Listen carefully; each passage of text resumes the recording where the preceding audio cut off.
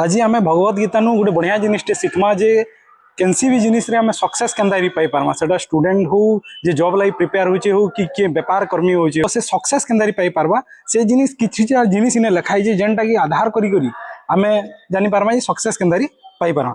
पहला हला पूरा एनर्जी संगे आमे प्रिपेयर हमा आउ डेडिकेशन लेवलटा 100% रहबा। 2 नंबर रे आमे पेशेंस रखमा केनसी भी काम दिने रे नहीं जाए तो आमे पूरा पेशेंस रखी करी काम करमा।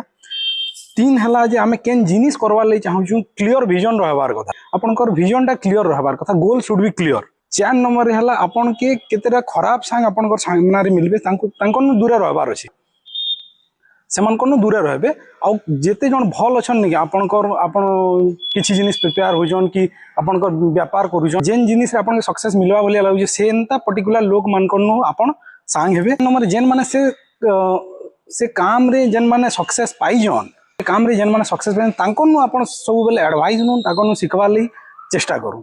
ई सब जिनिस माने आपन भगवत गीता रु सिखी करी आपन जदी लाइफ रे इंप्लीमेंट करबे तो सक्सेस पाइबार चांसेस ता बढ़ी जिबा जेनटा हमको भगवत गीता रु सिखवा लई मिली छे। Thank you.